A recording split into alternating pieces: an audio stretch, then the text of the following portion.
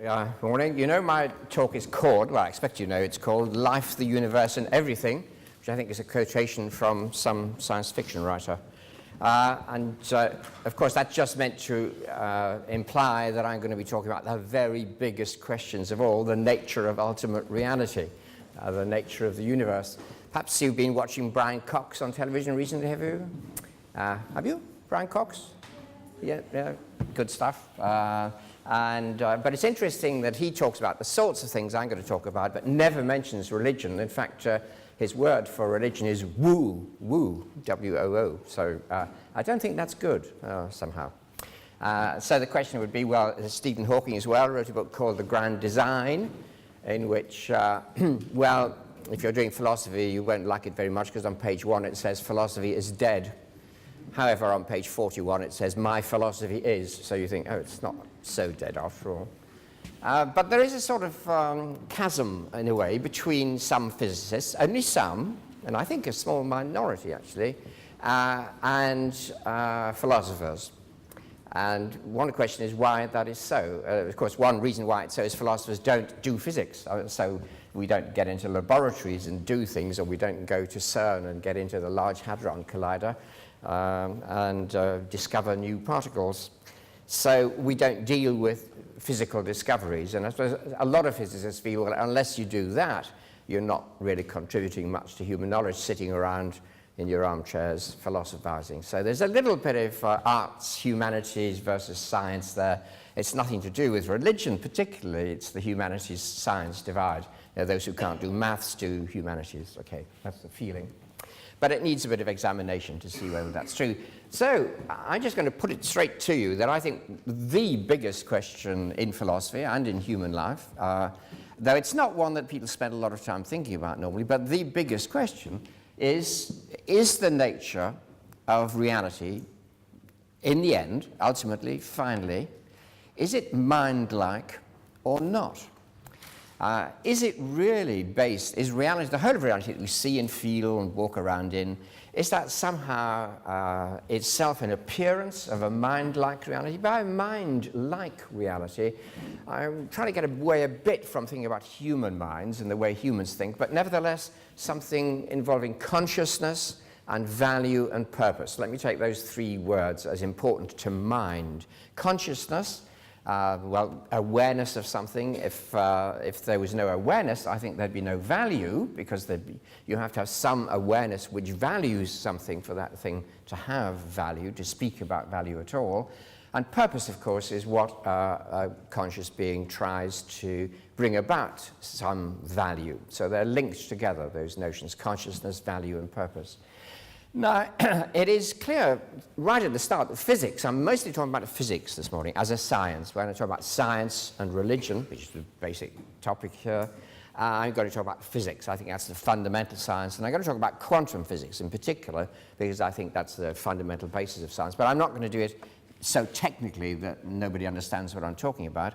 Though a physicist might say, if anybody does understand what I'm talking about in physics, I've got it wrong. Okay. So you've got to be a bit careful with this. But I will be talking about quantum physics and asking the question, how does that relate to questions of consciousness, value, and purpose? And there might be a few surprises for some of you, anyway, there. But in general, physics doesn't talk about those things. If you go to a physics class, if you do physics, you're not going to talk about consciousness at all. Psychologists do that, cognitive scientists, yes, but not physicists. And you're not going to talk about value. You don't talk about value. You just say what happens. You don't ask whether it's good or bad that it happens. That's not your business. And you don't talk about purpose. And of course, famously, since the 16th century, the sciences in the West, in fact, the proper sciences throughout the world, have eliminated purpose from their investigations. Aristotle talks about final causality, but scientists don't these days. You just talk about causes, which are usually things that come before their effects, and the effects follow from the cause in accordance with a mathematically describable law, which you can put into an equation. So you talk about laws and causes, but you tend not in physics to talk about reasons or things for the sake of which processes exist. Right? That just isn't talked about in physics. Well, not in classical physics anyway.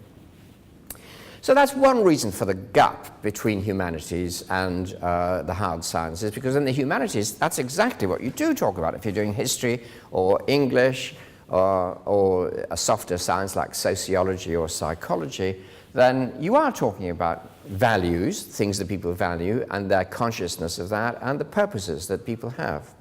So the humane studies talk about slightly different things. And a major philosophical problem is how those two different things relate to one another.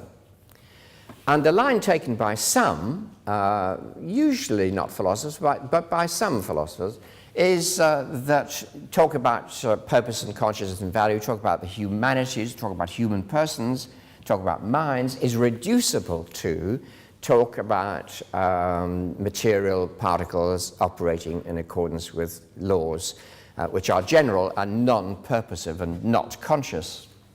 So let's call that, people do call that, the reducibility thesis, or the eliminative thesis. You can, in principle, eliminate all talk about consciousness and value and replace it more correctly, in fact, by talking about laws of the ways in which the neurons in your brain fire and interact with one another, for example. So it's a big question whether that can be done. I think you have to say, first of all, nobody with any knowledge at all would disagree with my next sentence. Nobody's actually done it. All right? So it's not something that anybody's done. Nobody's managed to reduce talk about human purposes. I mean, it's human beings who have purposes and enjoy things, value things, and nobody's reduced all of that to talk in terms of just physical laws.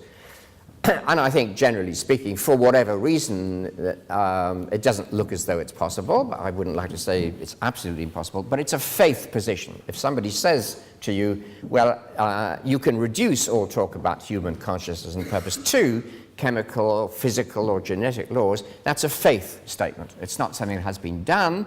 You're saying, I'm betting that you'll be able to do this. It's a matter of faith. And materialism, which I've got on this list here, I'll come to it in a minute. Materialism is sometimes called naturalism. Is sometimes, well, there are all sorts of materialism, that's the trouble with this subject, but some materialists, the really hard-line ones, are eliminative materialists. That is, they will say, in the end, you can reduce all talk about anything at all to talk in physics in the end. Somebody who holds that view, for example, is E.O. Wilson, who wrote a book called Consilience. He also invented a subject called sociobiology, which you may have heard of. It's now often called evolutionary psychology. It's the same subject. It was invented by E.O. Wilson, and he holds the eliminative thesis. You can reduce everything to physics in the end. But as I say, nobody's done it. I haven't got a clue how it could be done. I don't think anybody has. But it's a research project that some people have. They have a belief that it might be possible sometime. So you could say then, if you're an eliminative theorist, you could say the ultimate reality is unconscious, non-purposive, well, I don't know what to call them. Let's call them particles for the moment, things like electrons, protons, neutrons, acting in accordance with a few basic laws of physics, like the law of gravity, laws of mechanics, etc. And in the end, everything in this room and all that we're thinking about is just a very complicated set of particles moving in accordance with those laws. That's the real eliminative thesis, right? And that's one view you could take, and that's eliminative materialism. Materialists can be much more sophisticated than that, but at least that's a clear line. You know what you're saying. There is nothing but matter. There's nothing else. Everything is material. Anything that looks like something else is really material. You can reduce it to that. So that materialistic view is a very hard-line view, but it is held by some scientists and some philosophers. I think that view is not a widely held view, but it is held, and it's clear. When you get more sophisticated sort of materialism, it's not quite so clear. It gets very fuzzy. Well, but at the opposite end of materialism, this is what this is a list of possible positions if people are thinking about mind and matter. All right? I'm not talking about mind and brain here. I'm not talking about the brain-mind-body problem. I'm talking about the ultimate nature of reality and whether it's mind-like whether it's some sort of reality with consciousness, purpose, and value in it, or whether it is ultimately material with no consciousness, value, or purpose. What's the ultimate nature of it? So materialism is one extreme. Those things are reducible to matter and the laws of matter. But the opposite extreme is idealism. And idealism would eliminate matter and say there's no such thing as matter.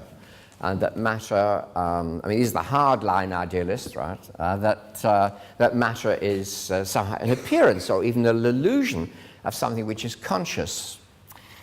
Perhaps the best example of that is, in fact, the Indian philosophy, which, if you don't know about it, doesn't matter, but if you do, it's a good thing, called Advaita Vedanta.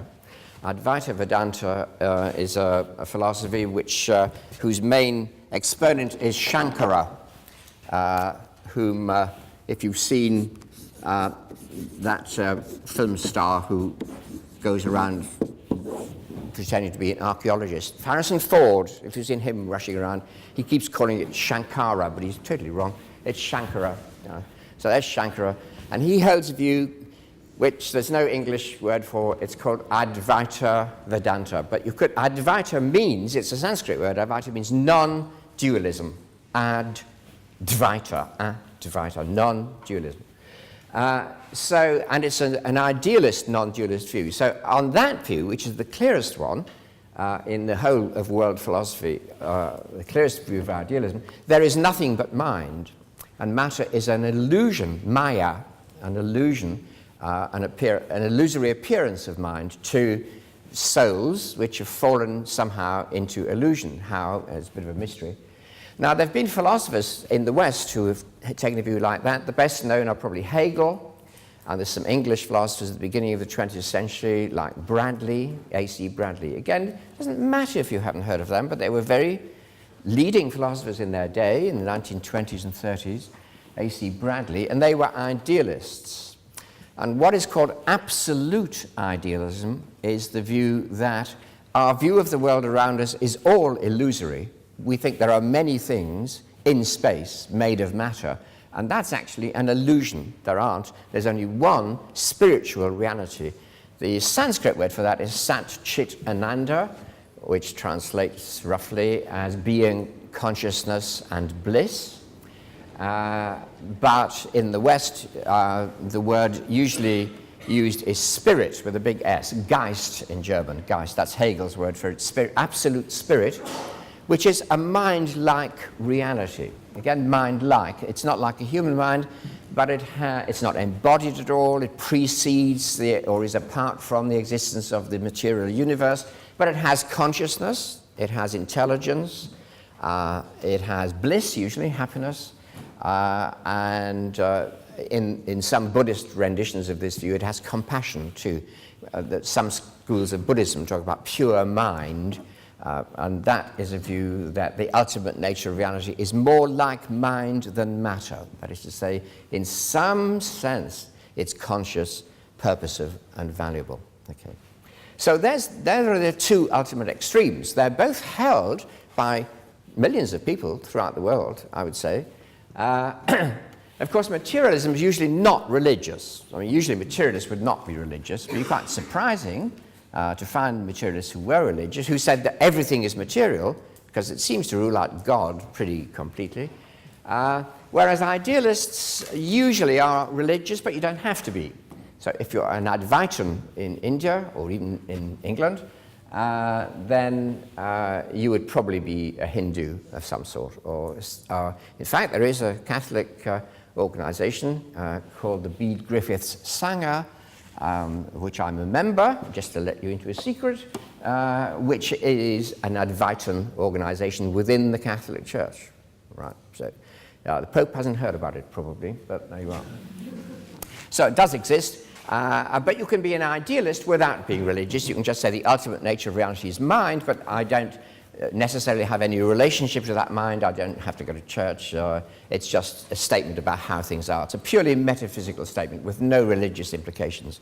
And people like A.C. Bradley in England, in fact, were not religious and regarded religion as, for children, really just a load of superstitious legends. But he was still an idealist. He thought the ultimate nature of reality was mind, right? So they don't necessarily go together, but there's a sort of natural affinity between them. If you're an idealist, you might think, well, religion has something to be said for it. If you're a materialist, you probably won't. So that's the question, the philosophical question. There are other positions in between these two, and let me just briefly sketch what they are. So there are two extremes, idealism and materialism, but in between there you have views, and I'll correlate them with various religions, so you'll see how it goes. Monism is the view that mind, or let's call it spirit now, but it's the same thing, right? Spirit. That spirit and matter are two aspects of one thing, so there's only one reality. And this is a view held by many Buddhists, not all by any means, many Mahayana Buddhists, that's mostly in, say, China, Japan, etc. And those Buddhists would tend to say, there's only one reality, this is it, you're in it. There's not another reality. I mean, the spirit world is not a different world. It's the same world as this world, but seen in a different way and in the true way. So that's a monistic view, right? Double aspect view. Spirit and matter go together, but they're different ways of seeing the same world. And if you're enlightened, if you're liberated, you'll see the world as spirit and not just as chunks of matter. Dualism, again, divides spirit and matter, but now it makes a radical division and says spirit is quite different from matter. And in many religious versions of this view, it actually says that you ought to escape from the material world. A good example of that are the Jains or the Jains. We get a lot of them in Leicester, a lot of them in India, of course. They were very influential on Mahatma Gandhi. And they believe that liberation is from the material world to a spiritual world, a world without matter. So that's a dualistic view. In the Western philosophical tradition, Descartes is often said to be a dualist, but I'll leave our next speaker, John Cottingham, to talk about that because he's the world expert on Descartes. I'm not, but I can't resist saying, nevertheless, Descartes wasn't really a dualist in the sense that most people think. And let me give you my favorite quotation from Descartes. It's from the 6th meditation, Meditations on First Philosophy by Descartes. And in the 6th meditation, he says, this is an English translation, of course, but what he says is, the mind is not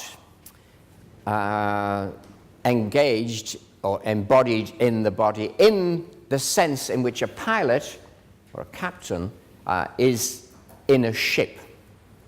But the mind is so interwoven with the body that they together form one thing. So I just say that last bit again, so that mind and body together are interfused and form one thing. So that's a funny sort of dualism. It's not the sort of dualism that says it would be better if your mind was apart from the body. It's not like the Jains who are dualists, or like Plato. Plato said it'd be better if your soul, same word, psyche, mind, same thing, it'd be better if your soul was disentangled from the body. Descartes certainly didn't believe that. Okay, then you've got emergentism, which not many people think, but, well, perhaps they do, that mind emerges from matter. Okay, so you could be an epiphenomenalist. Yes, you could be. And you say minds are different from matter. They emerge from matter, but they depend on matter. And then the reverse of that is theism, which says that matter emerges from mind, from God. God creates the material universe. So matter is different from spirit, but it depends on spirit. It's originated by spirit. So there are the, I think, 6 logically possible positions if you're thinking there is such a thing as spirit and there is such a thing as matter. Now, of course, idealists and materialists are going to say there aren't two things, spirit and matter. So let me just start by saying it's obvious to me that there are. Right? That if you talk about consciousness and value and purpose, you're talking about something different from particles moving in accordance with laws of mechanics.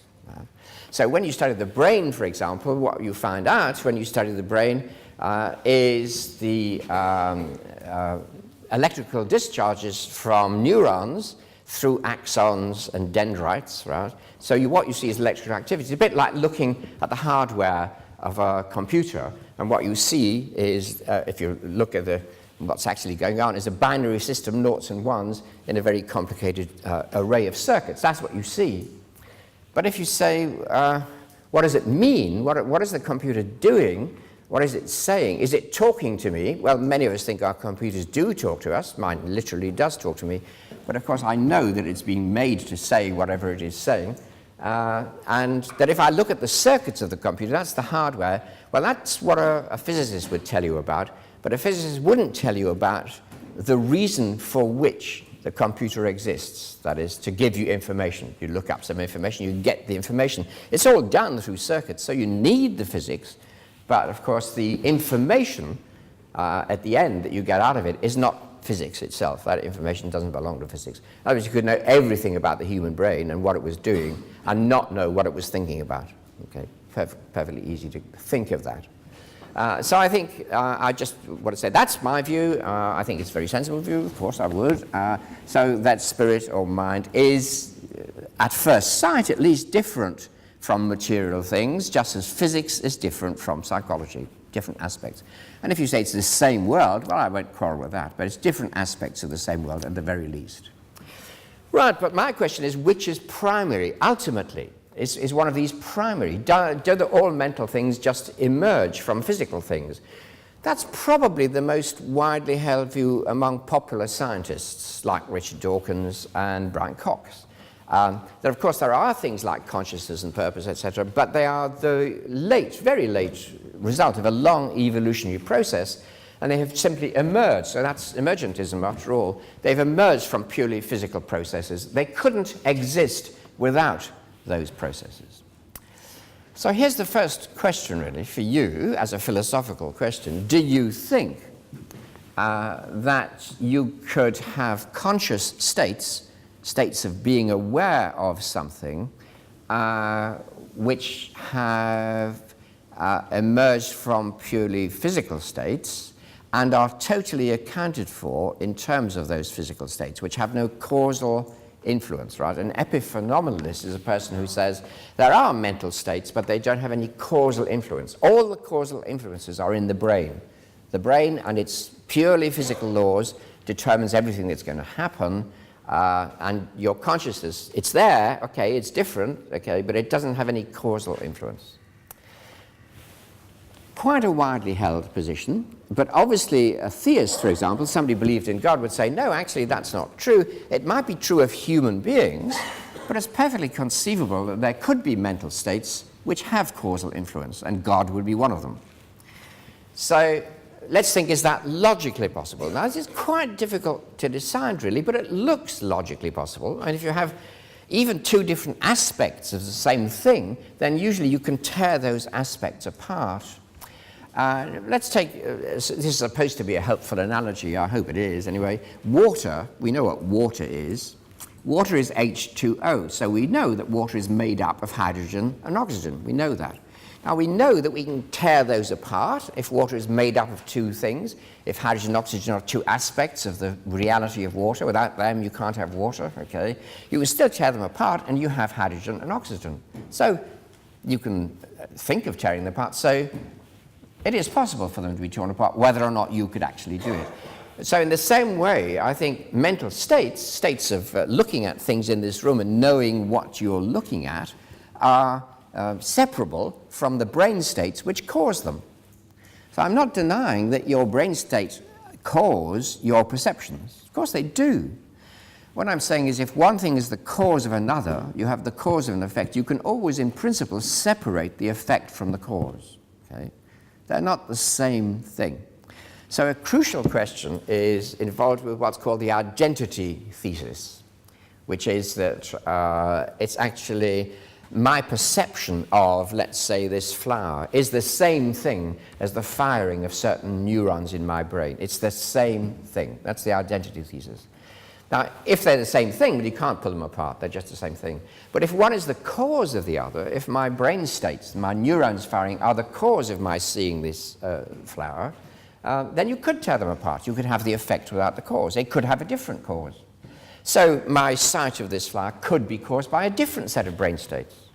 Could even be caused by no brain states at all. I mean, there might be another universe in which there are no brains, but there are beings which have sensory images which are produced in another way. In fact, we know in our universe that you don't have to have your visual cortex working to have a sight of flowers. There are people who can see colour by touch. Right? It's called synesthesia. You've probably heard of it. And some people who are blind can actually see colours. Now, I might have misled you a minute ago. Their visual cortex would have to exist